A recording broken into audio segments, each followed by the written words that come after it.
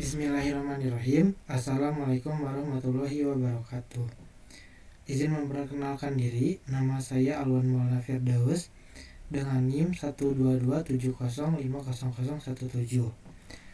Pada video kali ini, saya akan membahas salah satu model dari neural network yang contohnya itu diambil dari website Kaggle.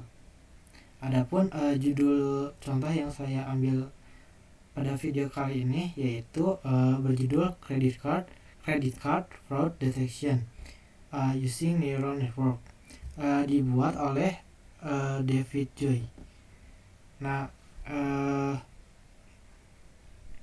kita langsung aja ke shortcutnya. Nah, di sini tuh buat shortcutnya yang pertama di sini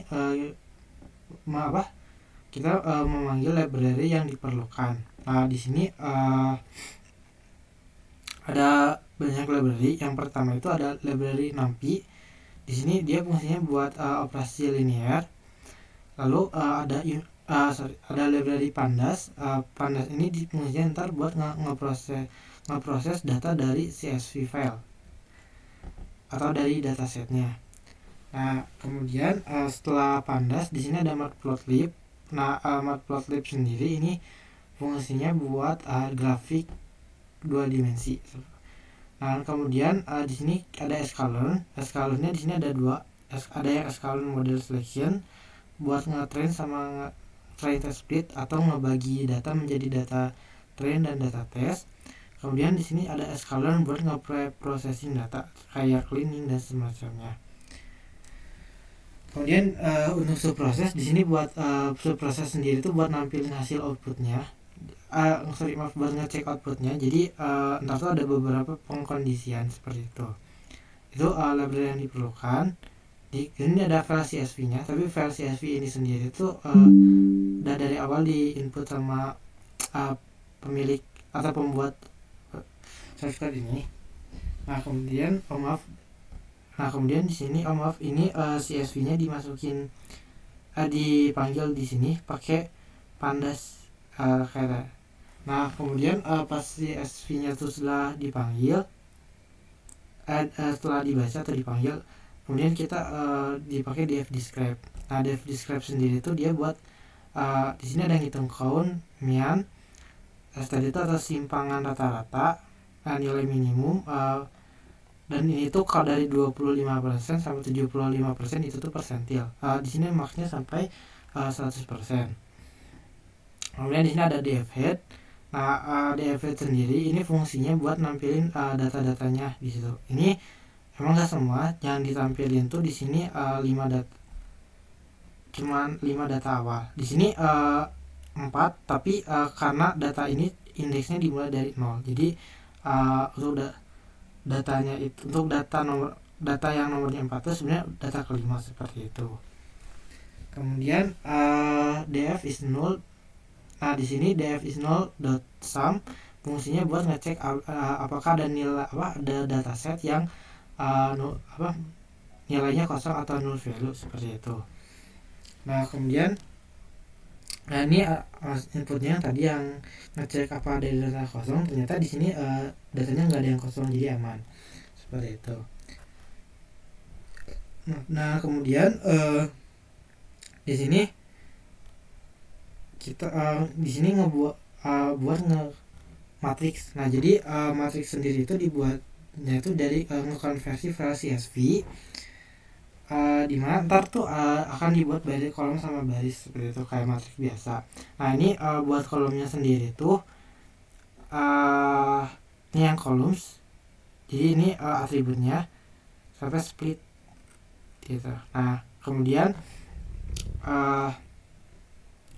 X sendiri ini dia ntar perannya buat sebagai kolom. Jadi X itu basis atau kalau di koordinat tuh horizontal lah. Jadi ini emang buat diciptanya buat kolom seperti itu. Nah, kemudian kalau dia df class di sini tuh awalnya dia buat nge-extract file variable target dari si file CSV-nya dulu seperti itu. Jadi ntar tuh dari sini tuh bakal diambil beberapa variabel yang penting buat pembentukan matriks seperti itu. Nah, kemudian reshape ini Nah y-reshape sendiri tuh y kan arahnya vertikal ya, ke atas ke bawah. Nah jadi ntar y-nya sendiri tuh berperan buat pembentukan baris seperti itu. Kemudian kalau X-shape ini pembentukan kolom juga sama, untuk bentuk kolom, cuman datanya diambil dari yang tadi, yang data frame data ini. Nah kemudian lanjut lagi di sini, udah tadi nentuin kolom baris dan kolom buat matrik. Lanjut ke train sama tes data gitu. Nah di sini tuh di sini kan ada test size 0,06. Nah 0,06, nah itu artinya data yang diambil itu data yang dijadiin data tes itu cuma 6% dan sisanya yaitu 94% dipakai sebagai data training seperti itu. Nah kemudian di sini ada juga setelah di bawahnya itu ada extract, xdev, ytest, ydev dan selama dan seterusnya. Nah di sini tuh tadi kan datanya ada data tes sama data train. Nah data tesnya itu ntar dibagi lagi, jadi ada data tes dan ada data dev. Nah data ini dibaginya kan titik 5 ya, 0,5 nih tuh. Nah ini 0,5 artinya sebanyak 50% dari data tes itu dijadiin data dev seperti itu. Kemudian lanjut lagi. Nah di sini kan ada check if classification 0 atau 1. Nah itu tuh jadi fungsinya apakah ada, jadi kalau hasil deteksi yang mencapai target itu dia bakal bernilai 1. Nah sedangkan untuk hasil neuron, maksud saya hasil neural networknya tuh kalau misal datanya tuh hasil deteksi datanya tuh nggak mencapai targetnya, itu berarti dia otomatis bakal bernilai 0 seperti itu.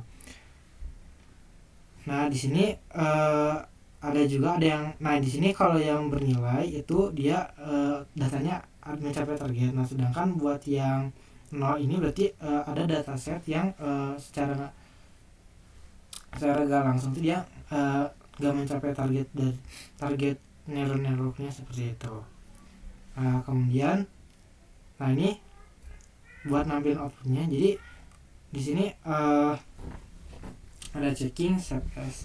Nah jadi di sini kan bisa dilihat ya, kalau yang 0 itu dia di sini ya ditampilkan bahwa dia nggak ada datanya, nggak ada seperti itu. Nah tapi buat yang datanya ada atau mencapai target seperti yang sebelumnya dijelaskan itu dia otomatis ada gitu seperti ini. Jadi nilai indeks arraynya tuh tidak 0 seperti itu.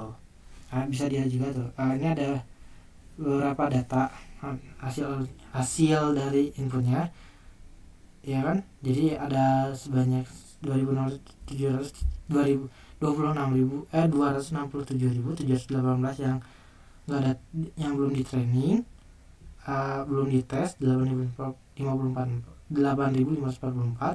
8.545 belum di dev, dan sisanya ini ada seperti itu, kurang lebih seperti itu.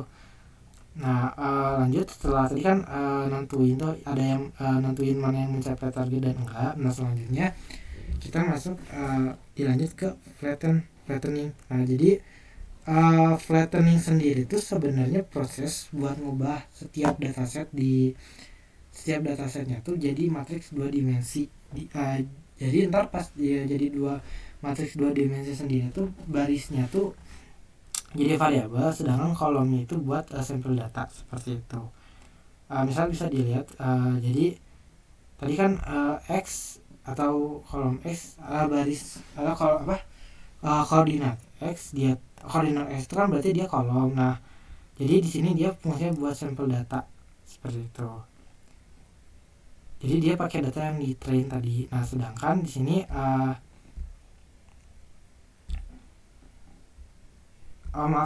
ini train sih. Ini ada, jadi dia ngeluarin data train, data dev, sama data test. Jadi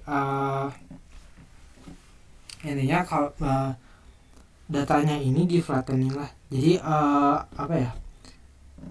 jadi gimana kalau misalnya jadi kan variabelnya tuh ditaruh di baris. Nah jadi ntar tuh kolomnya kurang lebih jadi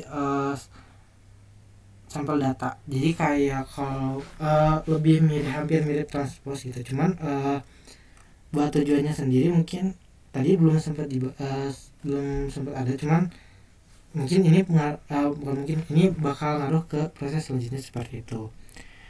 Nah kemudian di sini ngeprint tuh, jadi nampilin hasilnya. Bisa dilihat juga ada, bisa dilihat hasilnya. Nah itu tadi dari processing, dari hasil proses flattening tadi seperti itu. Nah mungkin di sini ada yang nanya kok di sini ada -1. Nah jadi kalau -1 itu artinya datanya itu keluar dari target. Jadi secara dia langsung datanya itu berkemungkinan untuk tidak mencapai target gitu. Sedangkan untuk yang nolnya sendiri itu ada kemungkinan datanya bisa mencapai target seperti itu. Nah kemudian lanjut, setelah tadi kan flattening tuh pembuatan matrik 2 dimensi dari buat setiap dataset. Nah selanjutnya itu ada normalisasi. Nah jadi kalau si normalisasi sendiri tuh dia masuknya ke tahap preprocessing. Nah di sini pakai parameternya dari data extend yang hasil flattening tadi. Nah kemudian train setnya dia juga sama tuh, ya pakai hasil data flattening tadi. Nah jadi normalisasi sendiri itu fungsinya buat apa ya, jadi biar gimana ada data yang pengaruhnya itu nggak terlalu signifikan sama akurasi, atau nggak akurasi dosnya buat dari hasil neural networknya seperti itu. Jadi intinya biar nggak ada data yang terlalu punya pengaruh yang lebih dari data-data yang lain seperti itu. Nah kemudian lanjut, setelah ada proses normalisasi selanjutnya itu di sini ada function initial wait for forward propagation. Nah jadi data kalau di pemodelan dalam pemodelan NLP atau NLP itu atau machine learning itu, jadi ada dua, ada dia ngitungnya secara per class, ada yang secara weight. Nah kalau per class itu ada beda lagi. Nah jadi kalau per class itu biasanya kita ngitungnya per variabel, jadi per label atau per variabel. Jadi ngitungnya tuh tunggal, jadi dia ngitungnya satu parameter satu label aja gitu. Nah sedangkan kalau buat yang weight dia tuh udah ngitung dari ngolah lagi dari hitungan yang kelas tadi, per kelas maksud saya, ke dihitung secara keseluruhan gitu. Nah fungsinya biar ntar tuh dari hasil weight bisa dibuat membantu untuk membuat keputusan seperti itu.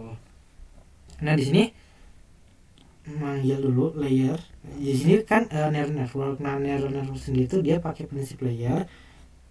Jadi layer tuh kalau bisa dibilang labelnya, kemudian manggil parameters. Nah kemudian L sama dengan layer dims. Nah ini tuh L sendiri itu buat membuat list array. Jadi ntar tuh kan di sini L dipanggil nih. Nah ini tuh fungsinya buat bikin list array list gitu. Jadi array list sendiri tuh ntar dia bakal mempresentasikan jumlah unit atau neuron di setiap lapisannya seperti itu. Jadi dia tuh kurang lebih buat menggambarkan atau menentukan berapa jumlah neuron yang ada di setiap layer seperti itu. Kemudian lanjut setelah tadi ya. Nah sekarang ada testing tadi. Nah testing tuh di sini dimasukin parameternya. Ada yang 30, 20, 10, 5 dan 2. Nah kemudian pas dimasukin di print parameternya. Nah kemudian ntar bakal bisa dilihat hasilnya seperti ini. Nah ini kenapa hasilnya seperti ini tadi kan ada proses layer. Nah jadi di wake itu kalau secara warna lumayan rumit, tapi karena di sini kita pakai library, jadi proses penghitungnya itu udah dilakukan di back end atau belakang seperti itu. Jadi bisa dilihat ya kalau misal kita masukin parameternya, masukin nilai parameter ini, ntar hasilnya bakal seperti ini. Itu dari proses yang week tadi itu. Ini 1 2 3 4. Nah yang 4 tuh ada sih disebutnya tuh mungkin confusion matrix, cuman kita nggak kesana buat di video kali ini seperti itu. Jadi kita cukup tahu hasil dari pemodelannya. Ini lumayan banyak ya. B1. Nah kalau yang ini ini yang buat nilai yang negatif, maaf, buat nilai yang lebih kecil dari 1 tadi. Nah ini 0 yang otomatis kalau 0 itu dia apa ya, kayak dia tidak mencapai target tapi nggak keluar dari target juga, seperti itu kurang lebih lah. Kemudian ini yang maaf ya, kurang lebih seperti ini. Nah jadi banyak sih, kayak ini lumayan panjang ya. Kita lanjut terus sampai ini mungkin buat penambahan tadi ya. Jadi ini tuh sebenarnya kan ada 4 tuh, 1 2 3 4, banyak sih parameter tergantung. Jadi ini kan per neuronnya per layer, jadi bakal beda gitu tergantung ini standarnya banyak, standarnya diusulnya beberapa gitu. Bentar ke atas dulu ya. Nah ini tuh banyak ya, jadi ada yang W ada yang B. Nah jadi ini yang buat ngitung per layer. Nah ini juga buat layer, cuman bedanya kalau yang ini tuh fungsinya layer yang apa ya, kayak dia tuh layer yang hampir datanya tuh banyak yang gak mencapai target, seperti itu. Kemudian lanjut ke bawah.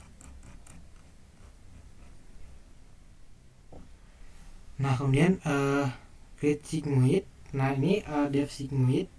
Jadi ada di sini buat memanggil fungsi sigmoid. Nah kalau fungsi sigmoid sendiri itu di kasus neural network kali ini buat ngeaktifasi nilai neuron di setiap layer, seperti itu. Ini juga ntar bakal kepake buat bakal sangat membantu buat klasifikasi biner. Nah kemudian tes sigmoid. Nah kemudian ini ngetesnya datanya. Kalau misal nilai z nya dimasukin ke cache, oh ya, buat cache sendiri buat fungsi buat nyimpan data. Nah kalau misal z nya dimasukin angka nilai 2 dan 7, maka hasilnya bakal seperti ini. Ini untuk yang kalau z nya 2, dan yang ini z nya kalau 7, seperti itu. Kemudian manggil fungsi relu. Nah relu itu singkatan dari ref divide linear unit. Nah dia fungsinya buat ngebuat hidden layer. Jadi hidden layer sendiri itu kayak layer yang pengaruh apa ya, yang ada tapi bisa diabaikan. Kalau mau diabaikan itu bisa, seperti itu. Jadi bisa untuk tidak masuk dalam perhitungan neural network. Kurang lebih seperti itu buat hidden layer. Nah buat hidden layer sendiri itu ada fungsi maksimumnya. Fungsi maksimumnya sendiri itu tentang dari 0 sampai nilai z yang ditentukan, seperti itu. Ini buat yang tadi ya, ngetes masukin nilai relunya. Hasilnya ada 1 0 2 1 1 nih 1 0 kan tadi nilai maksimumnya. Jadi pas kita kalau 1 2 1 kan positif tuh, otomatis nilainya bakal sama. Nah cuma kenapa kalau yang min 1 itu dia di 0, itu karena 0 sendiri itu lebih besar daripada min 1, seperti itu. Kemudian di sini manggil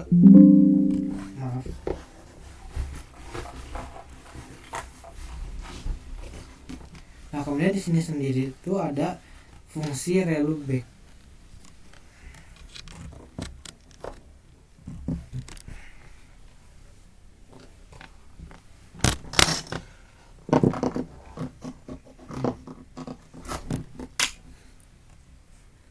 Nah di sini tuh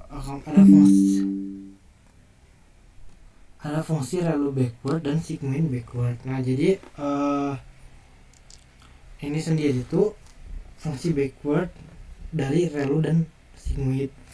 Nah jadi fungsinya itu buat ngitung gradien. Nah jadi gradien yang dihitung itu dari gradien yang ada di layer sebelumnya seperti itu. Jadi disebutnya juga ini backward propagation ya dan tadi fungsinya yaitu buat ngitung gradien seperti itu. Nah gradien sendiri itu entar nilai di beberapa grafik di beberapa kasus itu ntar juga ikut nentuin nilai-nilai seperti akurasi, presisi ataupun yang lainnya. Jadi ntar juga itu bakal ngaruh ke hasil akhir seperti itu. Jadi cukup penting buat penentuan gradien. Nah kemudian setelah tadi kan backward propagation. Nah ini ada linear forward. Nah jadi kalau linear forward sendiri itu jadi rumus buat menghitung beberapa komponen. Dan komponen pertama itu ada bobot dilambangkan dengan W. Nilai A itu buat aktivasi input, dan B itu simbol untuk nilai bias seperti itu, nilai bias. Di catch buat nilainya biar bisa disimpan. Nah kemudian di sini tadi linear forward. Nah sebenarnya ada linear activation forward. Nah di sini ada dua jenis, ada yang pakai sigmoid dan di sini ada yang pakai relu seperti itu. Jadi bisa dipilih. Nah beda mungkin kalau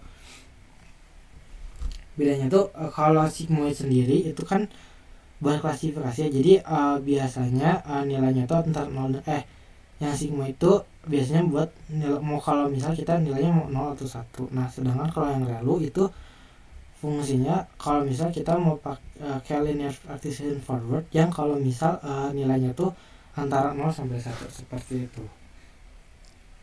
Bisa digunakan sesuai kondisi. Kan di catch lagi biar bisa disimpan datanya, ngereturn nilai A, dan selanjutnya lagi masuk ke linear forward propagation. Nah jadi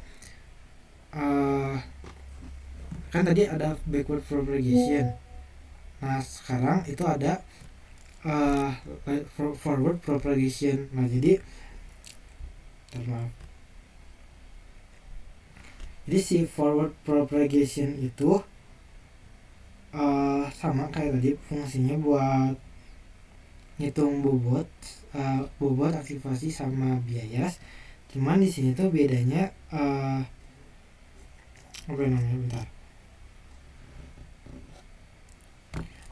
di sini tuh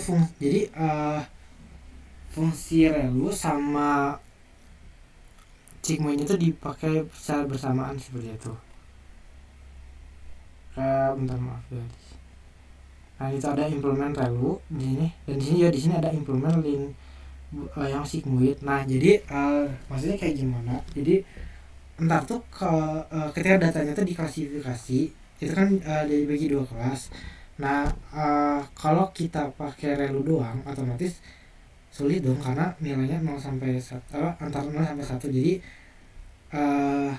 kelasnya itu belum bisa dibagi dua. Nah sedangkan buat sigmoid sendiri itu kan dia membagi dua kelas antara nilainya itu antara 0 atau 1. Nah cuman data itu kebanyakan tidak seperti itu. Jadi data itu yang seringnya itu bersifat fuzzy. Jadi yang umumnya tuh antara 0 nilainya itu antara 0 sampai 1. Nah tapi dia juga butuh buat diklasifikasi secara biner atau dibagi jadi dua kelas.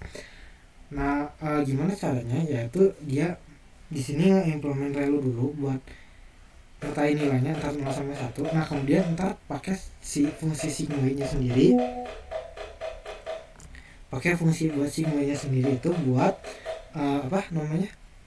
ngebagi dua kelas-kelas yang buat ngebagi jadi dua kelas gitu. Jadi ntar bakal bikin tentang nilai yang baru buat pembagian dua kelasnya seperti itu. Cuman tidak bersifat 0 atau 1, tapi antara nilainya itu antara 0 sampai antara 0 dan 1 seperti itu. Nah kemudian Itu yang tadi ya hasil klasifikasi. Nah kemudian selanjutnya itu ada cost function. Maaf, ada tambahan. Jadi gimana cara implementasinya di neural network sendiri itu, jadi dari lapisan 0 sampai akhir itu tuh dia pakai fungsi relu.